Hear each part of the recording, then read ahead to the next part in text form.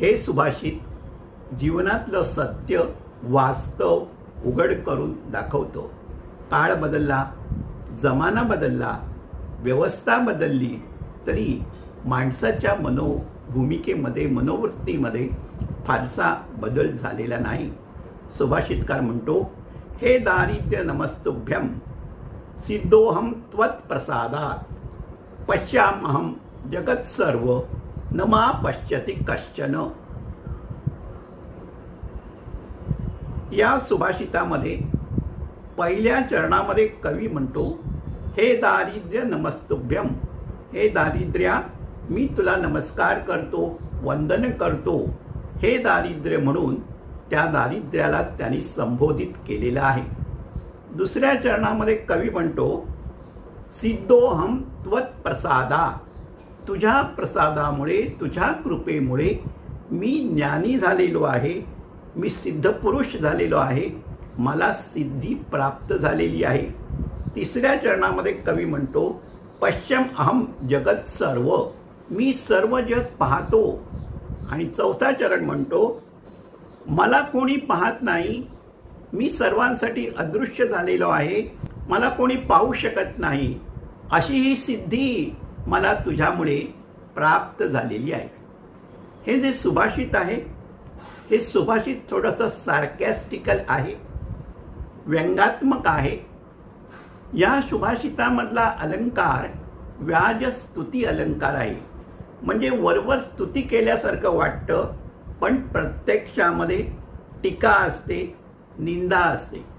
या सुभाषितामध्ये पहिल्या 2 चरणामध्ये हे दारिद्र्या मी तुला वंदन करतो, तुझ्यामुळे मला दिव्य दृष्टी प्राप्त झालेली आहे असं म्हणून झाल्यानंतर तिसऱ्या आणि चौथ्या चरणामध्ये कवी म्हणतो, तुझ्यामुळे मी सर्व जग पाहू शकतो, पण मला कोणी पाहत नाही, मी जगासाठी अदृश्य झालेलो आहे, जग मला निग्लेक्ट करत आहे.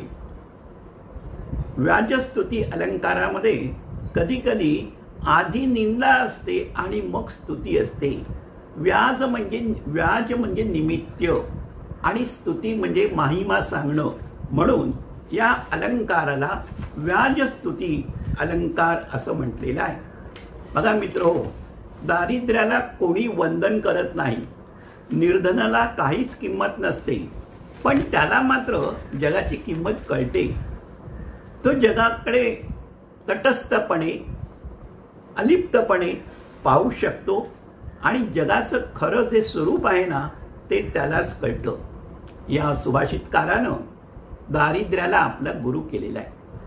आता गुरुकडून प्रसाद स्वरूपामध्ये त्याला जगाचं खरं स्वरूप पाहण्याची दृष्टी प्राप्त झालेली आहे आणि तो मात्र त्या सिद्धीमुळे, त्या प्रसादामुळे जगासाठी अदृश्य झालेला आहे.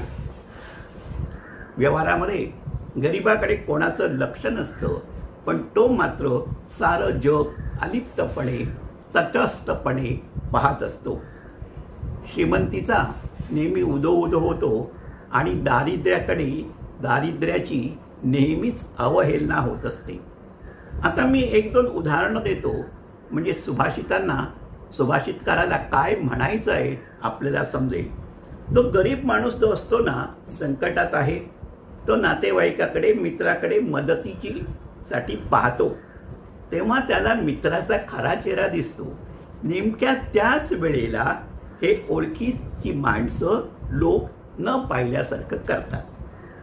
दुसरं एक उदाहरण देतो. लग्न समारंभामध्ये गरीब नातेवाईकालाही आमंत्रण असतं, पण तो कोपऱ्यामध्ये कुठेतरी बसलेला असतो, त्याच्याकडे कोणाचंच लक्ष नसतं, कोणी त्याची चौकशी करत नाही.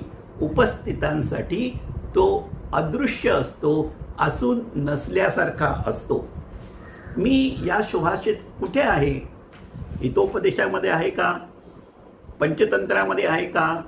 भर्तृहरीच्या षटकत्रयीमध्ये आहे का? चाणक्य नीतीमध्ये आहे का? शोधण्याचा प्रयत्न केला, पण मला ते सुभाषित कुठेही सापडलं नाही. मित्रो, खरं सांगू, हे सुभाषित फारसं चर्चेमध्ये नाही. हे सुभाषित दुर्लक्षित आहे.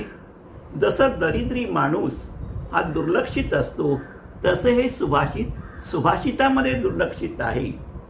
मला या सुभाषितामधला संदेश मेसेज खूप आवडला आणि तो मला तुमच्यापर्यंत पोचवायचा आहे, म्हणून मी हे सुभाषित घेतलं. या सुभाषितामध्ये कवीला आलेला स्वानुभव, त्याचं सूक्ष्म निरीक्षण, त्यातून हे सुभाषित साकार झालं आहे असं मला वाटतं.